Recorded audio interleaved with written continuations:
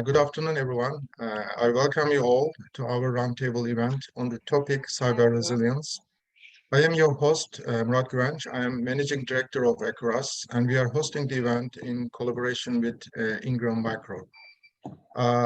In today's digital ecosystem, no company, no organization, and no network is impenetrable. The business and financial effect of cyber attacks continue to rise, and the ransomware will remain a significant threat for organizations in 2023 and beyond. So I'm very privileged to have three guest speakers, three subject matter experts in the cybersecurity domain, and dialing in from three different time zones, three different locations to share their experience, to share their expertise, how to build an effective line of defense against cyber threats. So without further ado, I will pass the microphone to our first speaker, Olivier Arias, who is the co-founder of Saporo, and he will take us through the capabilities the Saporo is bringing to help you measure and test your internal attack surface resistance. With that, I will stop sharing and pass it to you, Olivier. Hello, everyone. My name is Olivier Arias. I'm the co-founder and CEO of Saporo. Saporo has been awarded the best Swiss cybersecurity startup award. So we're today largely operating in Europe, but also in the US since recently. And I'm going to be talking very quickly as a short introduction about how we today tackle the shift left movement of security, which is all about anticipating attacks. And since most of attacks today are about using identity and privileges, we'll be talking strongly about this. So without further ado, as a quick introduction, so Saporo is, as you may see it later on in the presentation, is about improving the resistance of a business against cyber attacks. We are not into the detection and response market. This is quite a mature market today. Most of organizations have invested a lot of energy, resources, and time into it. But now the market is shifting left towards what comes before the attack, since so many resources are spammed with alerts and need to know what to do before the attack happens.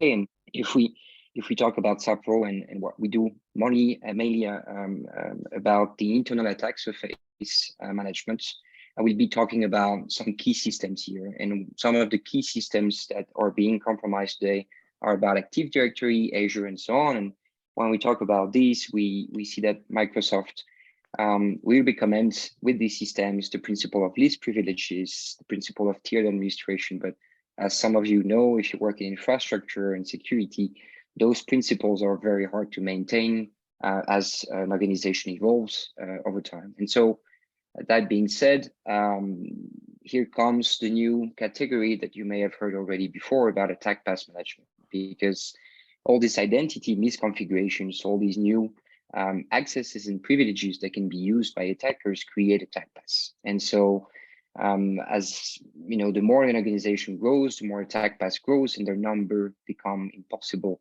to manage manually.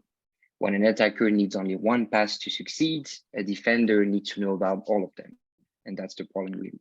So with an attack surface that's misconfigured, and when today you take key systems such as Microsoft systems, AWS, Google Cloud, Okta, and many different applications for business or dev, the attack surface never stops to increase. And so that, to give you a short idea, this is a map of about an environment, Microsoft environment, about 5,000 employees. And when you see that, you see, yeah, well, the attacker only needs one pass in there to compromise your whole environment, when you need to know, yeah, what should I fix first in terms of what's more important, security speaking. And so the current gap that we see today about that is most organizations are using or doing vulnerability assessments, meaning they will use very famous frameworks such as MITRE ATT&CK framework, or in Europe, the NC framework, that are good, but as you know, those frameworks are saying themselves, they are very limited to about 10% of attacks known today. Their knowledge of the attacks is constantly reacting to attacks and not anticipating them. And so the second point is we see today is 80% of the attacks are coming from phishing. This is a big one. And so when we see this, we see any potential users or accounts that click on the wrong email or a potential entry point of an attacker into your attack surface. And so you need to understand how all of those entry points might lead an attacker to what matters. And so then the attack path management category has been today has become a huge important market because it gives visibility on all possible paths, regardless of known or unknown vulnerabilities, right? And so that's basically what Saporo is all about, is that missing link between the known vulnerabilities, all the attack paths that exist, and provide the context between those, provide what to do with misconfiguration, what to do about all these attack paths. And we created this because, as I said, legacy systems are not solving the problem. The problem needs to be attacked, continuously, not doing one pen test a year, but actually being able to continuously map millions or even tens of millions of potential attack paths and give priorities to the defenders, which are security teams, infrastructure teams. There is no automated prioritization today of all the millions of alerts that people get. They get burned out. They don't know what to start with. Without knowing the attack path, without understanding it like an attacker would, you can't prioritize effectively. The same goes with all the controls from the micro frameworks, the qualitative risk score that we get, and so on. And so if we want to understand the impact of a change in real time, we need to move into that category, to move from millions of alerts to a very contextual approach of what's the impact of me better managing my identity management, my configuration management, my security as a whole. And so we bring in that regard order in chaos by a unique approach, which is to give an attacker view for defenders, which will focus for now on the key systems that we see is the key to most of the attacks we see in the market, which is Active Directory, Azure, AWS, Okta, Google Cloud, and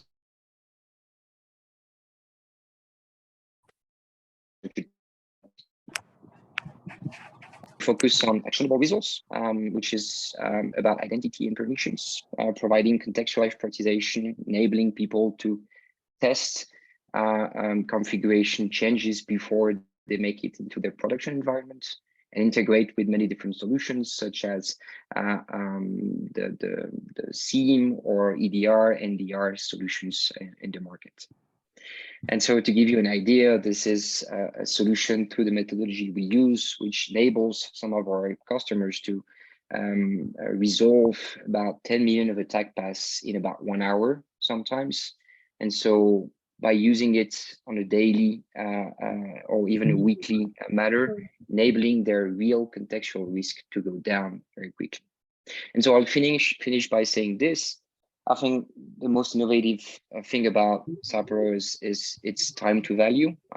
We can install on-premise or in the clouds, cover all the key systems in about 30 minutes to 3 hours analysis, and provide a real, from the get-go, not only scoring about what's the resistance against ransomware based on my configuration, what's the resistance against all the type of phishing attacks that exist, but also provide what needs to be done with key recommendations and key takeaways for security and, again, infrastructure teams today.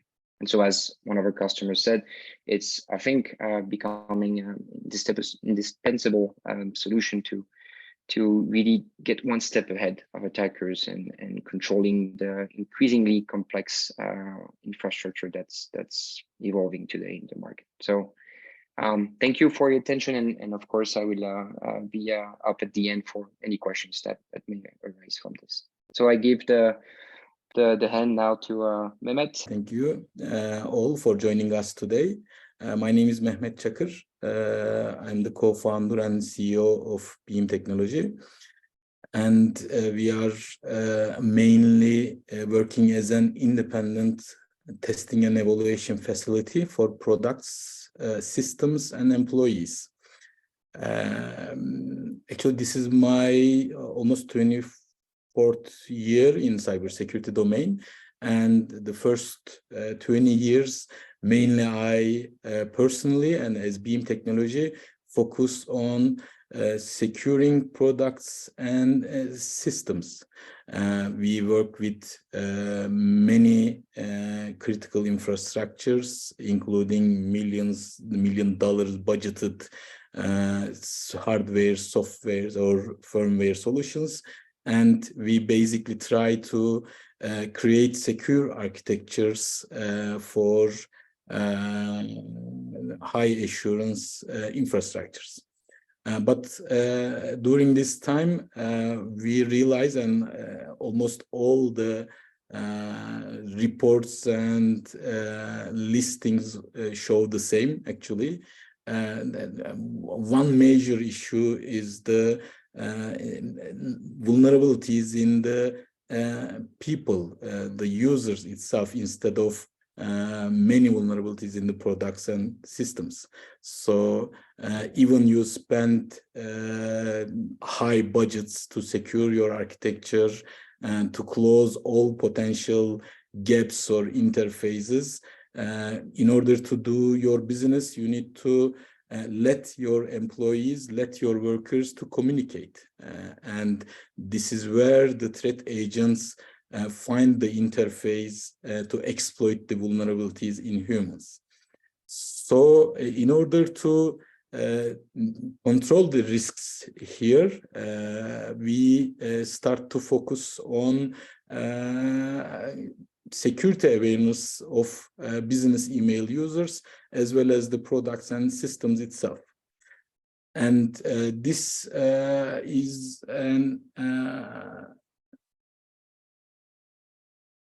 a crucial issue, because the interface we are talking about has big numbers.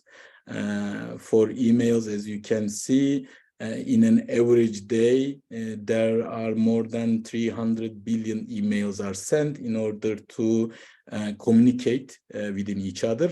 And many of these emails are for business purposes. And a large scale of these emails either contain sensitive data or somehow connected to infrastructures which process sensitive data.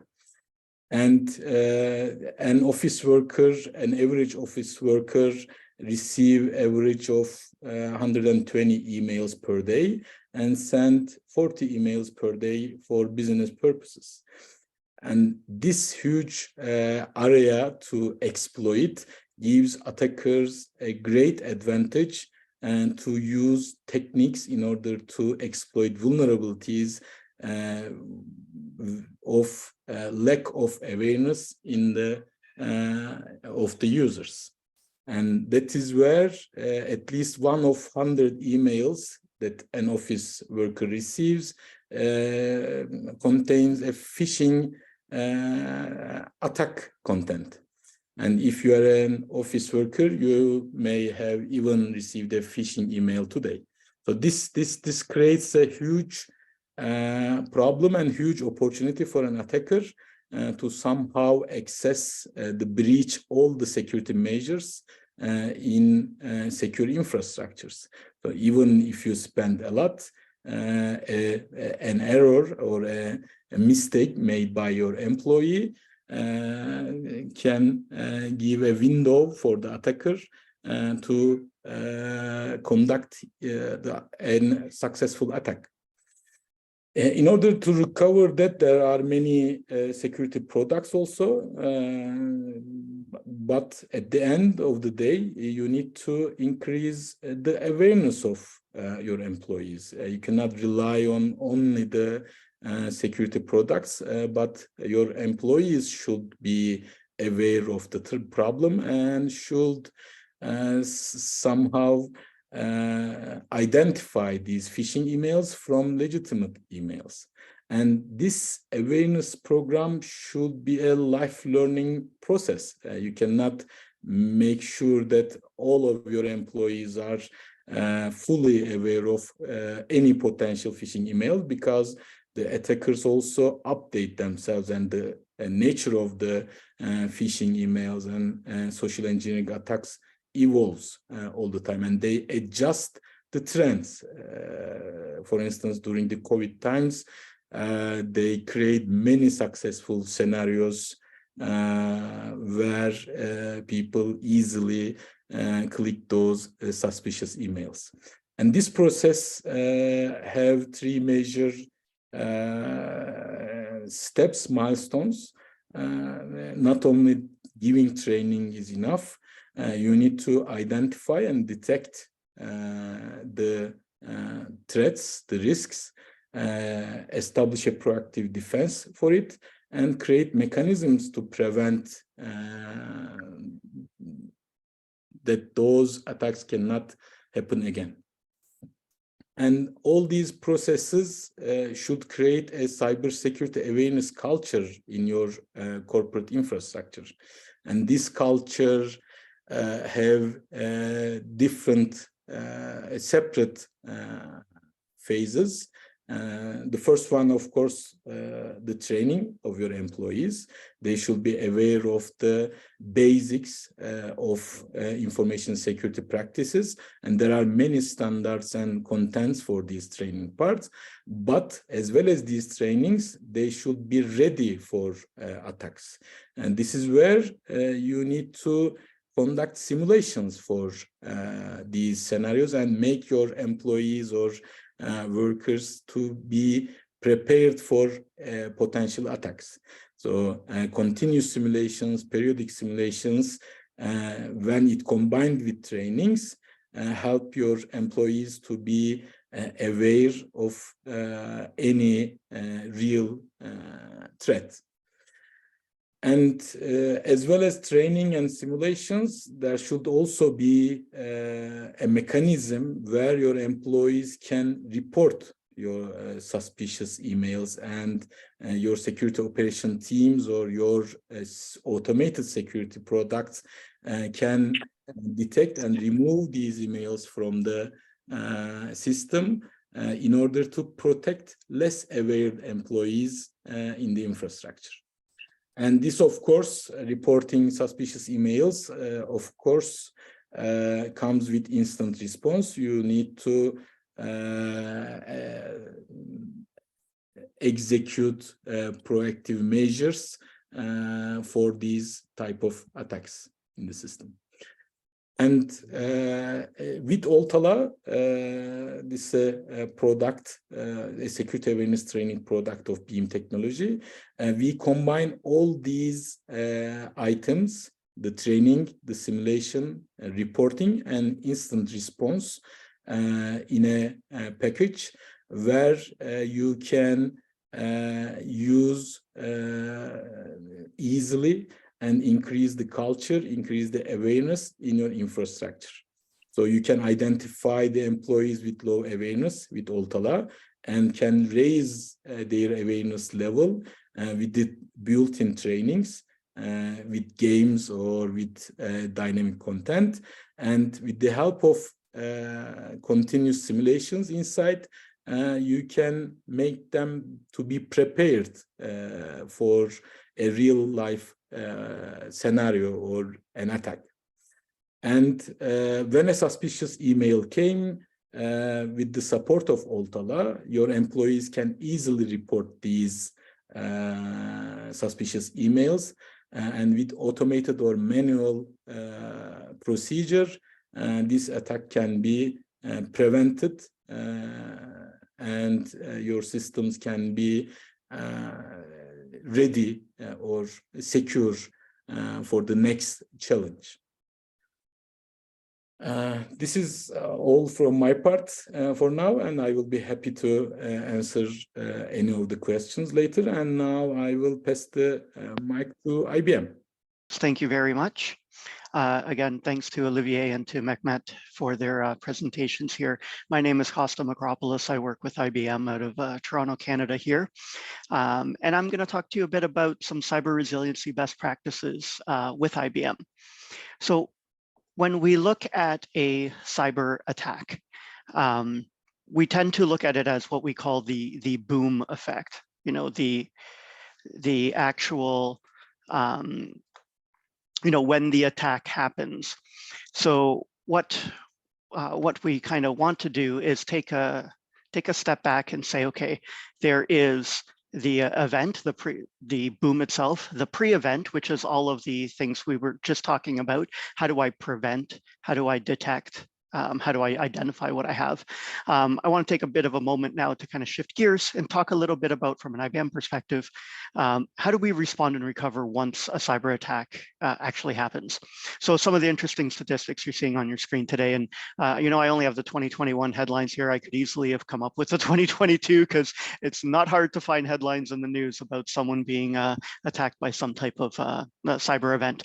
But so some interesting statistics, right? So every 11 seconds, someone somewhere is a victim of a cyber attack. Now, it's a shocking number, right? I purposely paused there because by the time I get to my next sentence, someone somewhere else has been hit by a cyber attack. The real crux of this, though, is the average time it takes to respond and recover from a cyber event is 23 days. Now, stop for a moment and ask yourself, can my company survive the amount of time it would take to respond and recover? And how do I take that 23 days down to something a little bit more manageable? That's what we're going to get into. And two more things, you know, the average cost of a cyber attack, and these are actually Canadian numbers, $5.4 million. So we're not talking about an insignificant amount here. And then there's the trickle effects of cyber attacks, right? So, you know, higher borrowing costs from insurance companies, higher premiums, potential lawsuits from customers, brand loyalty hits, right? So now we understand, you know, why cyber resiliency is important, but now let's try to understand from a practitioner standpoint what the best practices are for cyber resilience. Right? So it's really a good, better, best approach that we take from an IBM perspective. Now, IBM's a big company, been around over 100 years. We can address solutions and requirements across the board, but we really want to talk about kind of this good, better, best approach from a cyber resiliency, and particularly data resilience. From the good perspective, good news, the majority of you on this call are probably already doing 2 or 3 or more of these best practice ideas already. So congratulations. Those ones are, you know, number one, administrative security. We already talked about that. Right, so ensuring you're locking down credentials, you're doing things like least privilege access, roles and rights are limited, you know, multi-factor authentication, those types of things, you know, they've almost become table stakes at this point, right? So keep working on administrative security. The second piece that most people tend to do today is they have some form of tool or multiple tools to identify and monitor what's going on in their environment, whether that happens to be a SIM tool or anomaly detection, or ways to you know, look out for phishing emails or ways to learn. Most people are doing this today. The third one that most people may be doing is something called pervasive encryption. And by pervasive encryption, I don't just mean encrypting one piece of data in one place in your data center. Pervasive means really end-to-end encryption. So this is where I'm going to start talking about where IBM can come into play here. So let's look at things from an encryption standpoint of what am I doing in my environment to encrypt my data at rest? Right? Am I encrypting my data at rest? So I can do things like encrypt my production storage on the disk layer. But what if there was a way that I could do that without a performance penalty? Because historically there was a big performance penalty to do so. What am I doing in my environment to encrypt my data in flight? Whether that be on the server side, on the application side, on the network switching side, am I doing something to encrypt my data in flight? And then what am I doing to encrypt my backup data to ensure that if something were to happen to my production data, I at least have some encrypted copy of my backup data or a business continuity secondary DR copy of my data. So these are the things that we want to be looking at. Now, the better approach, right? So that's the good, better, best. Now, the better approach would be, okay, I'm already doing these three things. What if I had multiple recovery layers? What if there were a way that I could, take more than one backup a day, for example? Just imagine if you're hit with some type of cyber attack and you have to, you're lucky if maybe you only lose a day's worth of data. But if I had to go back and, I'm going back at least a day's worth of data. What if there are ways that I can do systematic snapshots, backup snapshots? Let's take it one step further, immutable snapshots of your kind of mission critical workloads, right? So that's kind of the better approach, right? What am I doing and why do I want to take these snapshots? It's because I want to be able to have a finer, more granular level of restore and recovery and a faster format of restore and recovery. If I'm taking immutable snapshots, backups of my data on the production primary storage array, I don't have to worry about or wait the amount of time it takes to do a restore and a mount from my backup system. I don't have to take it from one server, move it to another, migrate it, transfer it, all that kind of stuff. All that takes time. All of those reasons are why it could potentially take up to 23 days to respond and recover from a cyber attack. And these are ways that now I can take that down, shrink it from maybe 23 days down to a day, a shift, an 8-hour shift is kind of what we've been looking at more recently. And now we start looking again from the better approach, air gap and isolation. So we talked about immutability on storage, whether that immutability happens on my production storage array, whether that immutability happens on my backup storage array. The idea here is match the business value of the data with the cost of the storage it's associated with. My minimally viable company is something that I need to be able to respond and recover and get back up and running in the shortest amount of time with the least amount of complexity. Now, when we look at air gapping and isolation, this again is in order to prevent that attack from spreading, right? And it could be a logical air gap. It could be object storage with immutability. It could be worm tape. It could be cloud storage. It could be physical tape, right? And now when we look at kind of the best approach, so you say, okay, Costa, I've already done 1, 2, 3, 4, and 5. What's next for me? And that's when we start looking at things like automation and orchestration.